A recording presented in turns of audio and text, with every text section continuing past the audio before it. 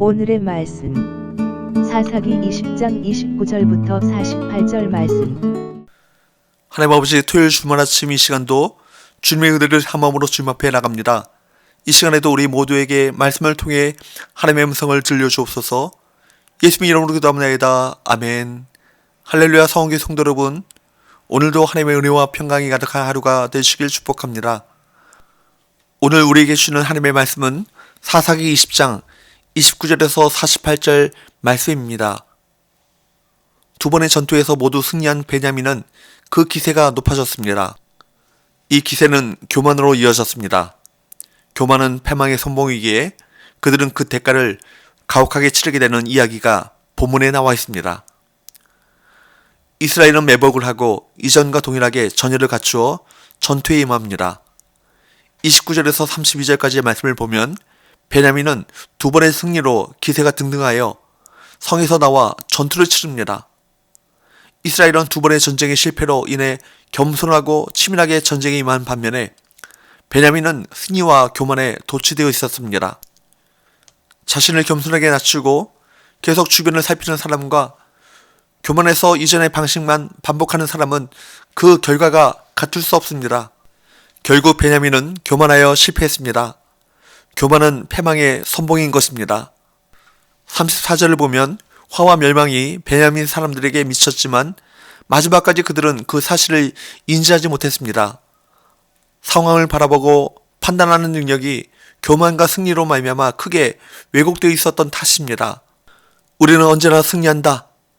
다른 지파들은 겁쟁이들이다. 와 같은 편견에 사로잡혀 있었기에 자신들에게 닥친 상황을 잘 보지 못했습니다. 계속된 승리가 베냐민 사람들에게는 독이 되었던 것입니다. 승리로 인해 그들은 오만하고 편협해지고 말았습니다. 승승장구하는 사람들의 성취를 부러워하지 마십시오. 하나님께서는 사랑하는 자녀들이 세상의 승리에 도취되는 것을 허락하지 않으십니다.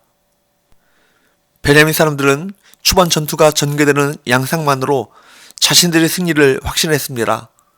이전 전투와 양상이 동일했기 때문입니다. 베냐민 사람들은 싸움이 진행되는 과정 가운데 자기들의 패배를 깨달았지만 이미 너무 늦어버렸습니다.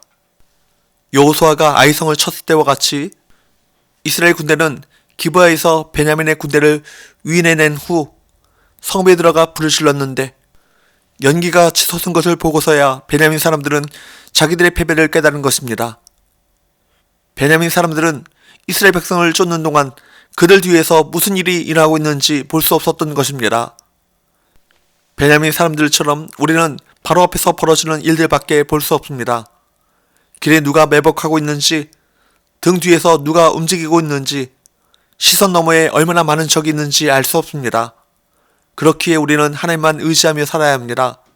우리가 볼 수 있는 것, 할 수 있는 것이 매우 제한적이기 때문입니다. 교만한 기세가 하늘을 찌를 듯 했던 베냐민 사람들은 한순간에 패배자가 되었습니다. 그들이 갈 수 있는 곳은 광야에 없었습니다.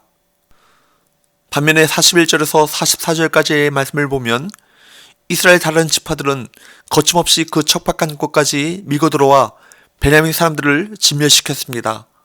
매우 급작스러운 반전인 것입니다. 베냐민 사람들은 연이은 승리에 마음이 높아진 만큼 급격하게 추락했습니다. 그들이 의지했던 세상의 것들은 오랫동안 높은 자리를 허락해주지 않았습니다.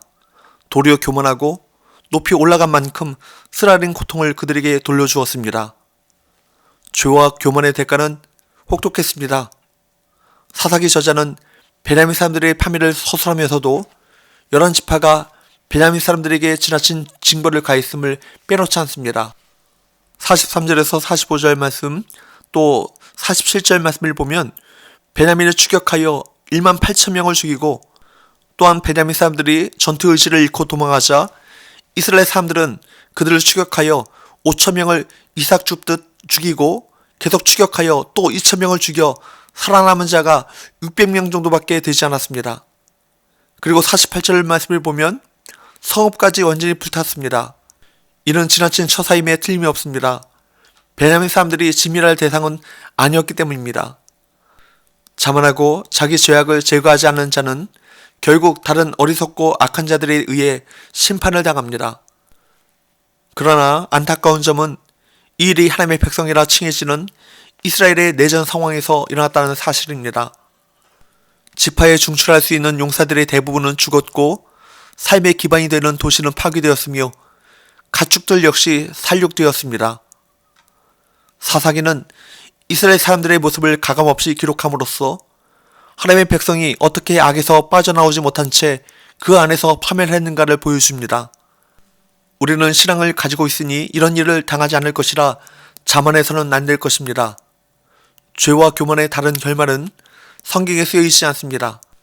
죄는 언제나 최악의 결과만 사람들에게 가져다 정반대의 것을 선사합니다. 하나님 없는 삶의 결과가 모두 이와 같습니다. 세상에는 다양한 삶이 있는 것처럼 보이지만 실은 하나님 안에서 누리는 영생 아니면 죄의 대가만 존재하는 것입니다. 하나님 없는 자들의 몰락은 급작스럽게 찾아옵니다. 그들의 상승과 몰락은 간극이 매우 크기에 때때로 이해하기 어렵기도 합니다. 성경은 악인의 번성을 부러워하지 말라 말씀합니다. 그들이 번성하는 시간은 정해져 있고 반드시 예정된 몰락의 시간이 찾아올 것이기 때문입니다. 기도합시다.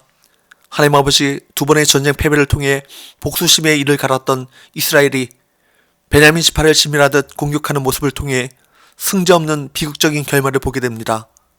아군끼리 서로 칼날을 휘두르는 어리석은 전쟁의 모습이 우리 안에는 없는지 살펴보게 하시고 영적 전쟁의 대상은 사람이 아니라 사탄과 어둠의 권세임을 깨달아 사람은 사랑하고 품게 하시고 배우의 영적인 실체인 사탄과 어둠의 권세와 믿음으로 싸워 영적 전쟁에서 승리하는 삶을 살게 하여 주옵소서. 예수님 이름으로 기도합나이다. 아멘.